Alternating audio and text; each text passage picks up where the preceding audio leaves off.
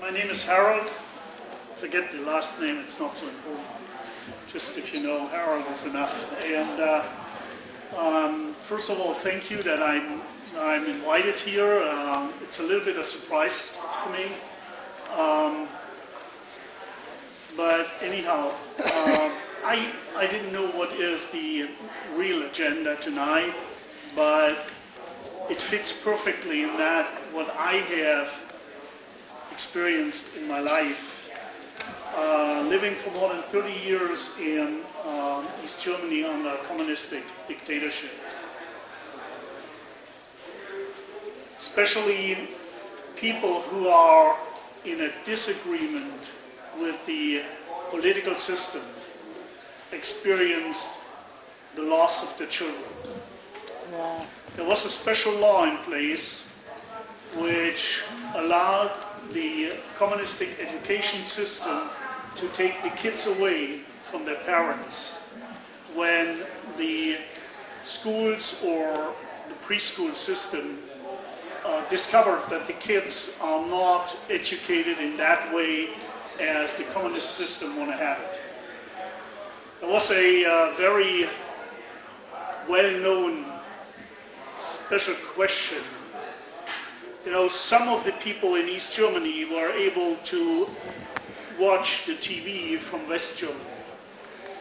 So they got kind of better informed than the others. And the news in the TV, the news in the evening always started with the watch counting down the last 30 seconds on the watch. Now, and that was the same for both, for the East German news and for the West German news. The West German news started at 7 o'clock and the East German news started at 7:30. The difference was the design of the watches. The West German watch had bars for the different hours. The East German watch had dots. So the question, a usual question in schools and preschools, kindergarten, was, did you watch news yesterday night with your parents? And when the kids said yes, please paint down the watch you have seen before the news started. Guess what happens when they painted the wrong watch? Parents were gone and the kids were done. That was a typical trap, what they used to figure out if the kids get educated in the right way or not. And it was never designed in that way. There was no special part in the constitution of East Germany which said that that is a problem or that that is unlawful. But at any time when politicians and bureaucrats start to evolve and to create their own system, they need to be busy by themselves. And what comes out is an interpretation of the law in their way, very often. Politicians don't care about what you feel or what you not feel. Most of them care about how they can stay in their job. Yeah. And when I came over here in the States 4 years ago, I was actually shocked because when we watched TV, we had to listen to the same crap and stuff what we've heard over there for so many years. The so-called intellectual people, they every time know better than you and I what we should do with our money, what we should do with our kids, what we should do with our time, or whatever. These people living in a kind of a intellectual bubble very often have never experienced in their life a work with their own hand. They even don't know what it is to maybe drive a car by themselves because somebody drives them all the time.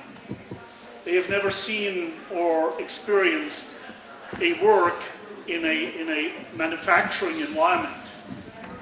So they have absolutely no clue what it means to work with their own hands for their own life, for that what they need.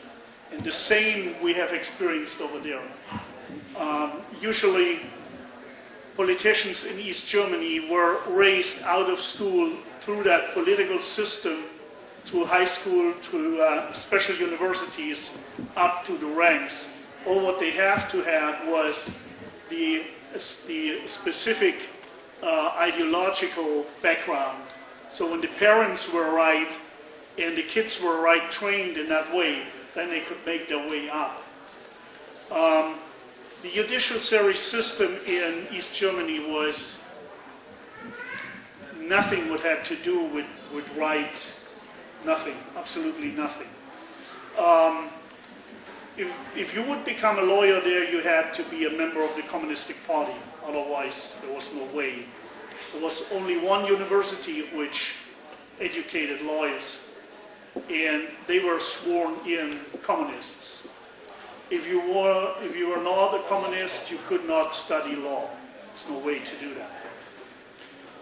And in this way, they acted exactly as they were trained all their life. The most critical part was for families when the parents decided to go a different political way, to be in opposition to the system, to not agree with what was going on politically, asking for freedom. Usually what happens when people understand that life where they lived in was not that what they want, and that they want to get out of there, you could not just put your stuff together and walk away. That was not possible, because East Germany was a very secure country. Not secure against crime. Crimes happened there as everywhere. Even though there was official no guns and no rifles, nothing exists what you can have privately, but criminals always get their hands on what they need. Even in that country, they had weapons. But it was secure in form of you couldn't leave that country.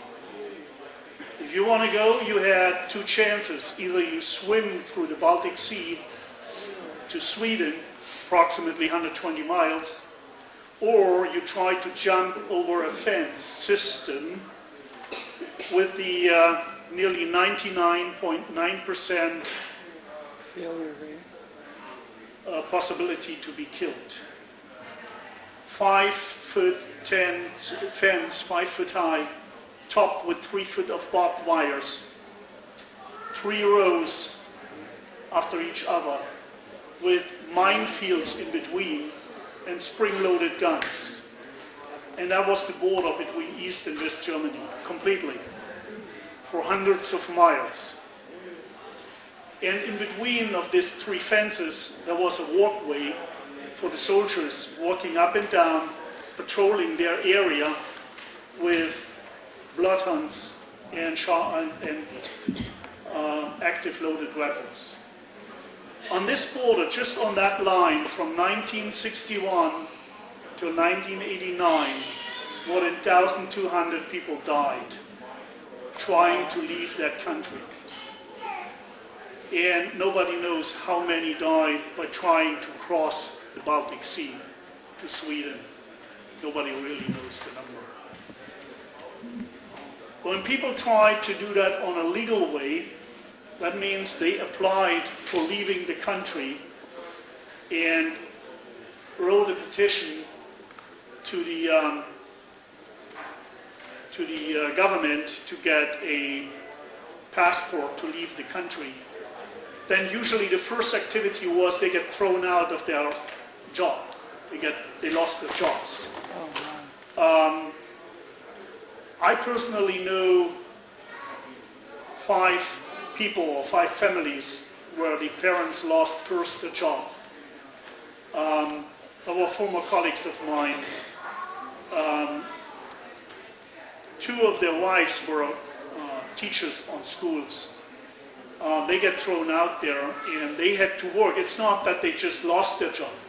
They get ordered to work somewhere else. And these both women, highly educated teachers on high school, 8th to 12th grade. One was in physics and the other was a teacher in mathematics. They had to work in a fish conserve company where they put the fish in conserves. And both of their husbands, both of my colleagues, had to work on in a coal mine after they declared they want to leave that country. Now both had kids. One had 3 kids, the other couple had 2 kids. All 5 kids were removed from their parents. Oh my. And the last what I knew was in 2005, just before I moved over here to the United States, they still didn't know where their kids are. And that was in 1978. Usually what happens, either they get only put out of their job and the kids get taken away when they not appealed their request for leaving the country. Usually they were imprisoned for a couple of years. The actual punishment was between 4 and 8 years. Depends on the mouth of the judges. There was no guidance for how many years they had to get. It was just from 2. So they got in jail, and usually what happens was after a couple of years, West Germany paid a couple of $10,000, $50,000, $100,000 D-marks to buy these guys out of jail. And when that happens, then they get direct transferred over to West Germany, and they never saw their family back again. As far as I know, at the time when the wall came down and East Germany cracked, there were over 1,800 families or parents which are in search for their kids. The reunition or the rate of getting the kids back was about 48% at this time, 2005. Most of the time, when the kids were young enough, they got renamed. They even don't know their original name anymore. During the time where the East German secret state police was under surveillance, and where they tried to disarm and get rid of this organization, approximately 80 to 100,000 files has been destroyed. They used the time to do that, especially for with the files for political imprisoned persons. Everybody who has been in jail for political reason could be a threat later on for getting refundings, having a lawsuit against the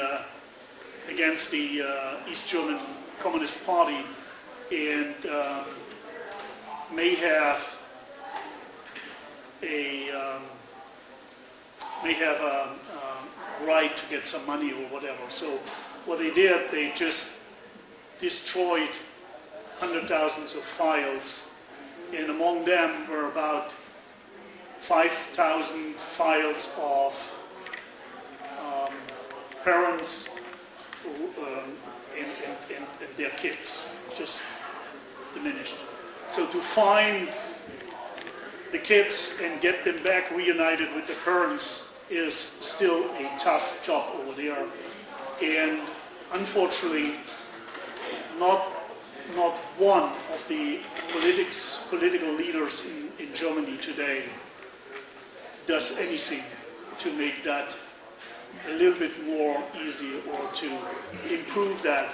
There is no agency, there is no paid people. It's a self-created organization, which from mostly parents who are looking for their kids, trying to find the traces and to get their kids back, or at least know what happens to them. Another story I want to tell you was the personal stuff. A classmate of mine from high school went to an apprenticeship after high school and get in the trade of a painter job. A couple of years later, I met by chance his mother, and I asked her what he is doing and how is, and she started to cry and to weep, and after a while she started to tell me the story. Now, we had a saying in East Germany: when more than 3 people are standing together, one of them is an informant for the state security police. So that means over the years you develop a kind of a sensibility for your surrounding, for everybody who is around you. And actually still today I find myself listening to people talking somewhere else. And it's a kind of a scary situation sometimes. When he turned 20, he invited his colleagues from that company where he had his painter job for a party after work in a restaurant. So they get in that restaurant and had a couple of beer, and as it usually was in East Germany at least, and I think it's still in Germany today, after a couple of beer, a man started to talk about 2 things. That is cars, or that is politics. So they started to talk about politics, made some jokes, and suddenly from the neighbor table, 2 men stand up, grabbed him on his shoulder, showed their credentials, and took him away. 1.5 years later, his mother, in the meantime nearly crazy, not knowing where her son is, never get any answer, was turned around from one agency to another. 1.5 years later, she got a letter with just 1 sentence. Last week your son died on a heart attack, and it wasn't. So she still don't know where he is buried. She has no clue.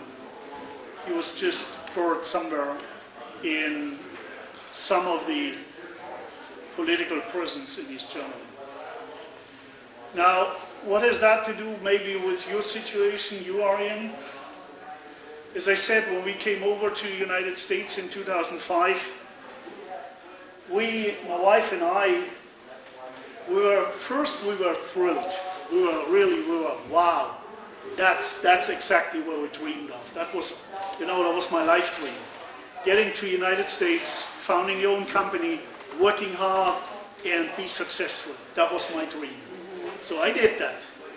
And not only that, we discovered at this time, you had 3 TV stations sending around the clock about the Lord Jesus, inviting people to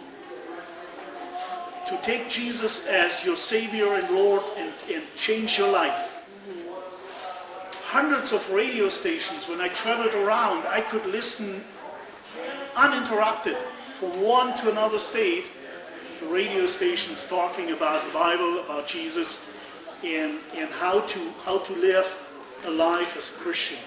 I've never had that over there in Europe. It's not possible there. So we were thrilled. We thought, wow, that is exactly our dream. But step by step, when we got more involved in the social life and talked to other Christians and joined our church, we find out it is not that America anymore. It is not that America what we know from our books and from stories I've heard from people who were here 20 years ago or 40 years ago. The Americans had allowed corrupt politicians to remove the Ten Commandments from public life, to forbid the kids to say a prayer in school, to forbid Bibles in school, and removed God of our public life. So we saw that same pattern as it had over there in Europe. When in Germany, atheists sued the government to remove the crosses out of the classrooms because they said it is a punishment for their kids to look at the wall where the cross is hanging on. And they got right. And so we started to see the same pattern here. We listened to people talking the same crap. As I said, it is not good, and America is bad, and all this stuff, and I couldn't understand that. And I talked to friends first, and I said, hey, don't let that happen. And my friend said, no, it will never happen. That is, we are too strong. The Americans are too strong. They are too much watching their freedom. And yet we saw that it was already gone for a lot of your rights were gone. More and more people in our environment started homeschooling because they just couldn't take it anymore that their kids get taught with 5 years old about all these sexual pervertations. I can't even talk about that. But kids get taught in school. And finally, when we saw this incredible power grab that happened with the last election, that people who have absolutely no shame to discredit the United States wherever they are, either they walk to Venezuela or they walk to Europe, wherever they are, America is bad. America has to apologize. America is bad wherever they go, and creating a system of downrighting the United States, which we have never seen in that way from over there. We find that is wrong. And the last part which really brought me up was that the American system, you try hard to do something, and if you make it wrong, you fail, and then you stand up and you try it again. And if you do it right, you get rewarded. If you do it wrong, you fail. You try it again. You try something else, or you make it better. But that system was suddenly not there anymore. And I just couldn't understand how that happened. But I have seen that many, many years before in a system which ended up with people having no rights at all. No rights to raise your kids as you want. No rights to live where you want. No rights to say what is on your mind. And no rights to do what you think is right. No rights to pray, and no rights to say that you are a Christian. And I just encourage everybody, every American, stand up. Don't let that happen here. And I will close with a message, or it was a message. A Lutheran pastor in Germany, he was in the time during the National Socialist dictatorship, he was supporting the resistance against Hitler. And he got caught, and in 1944 he was executed.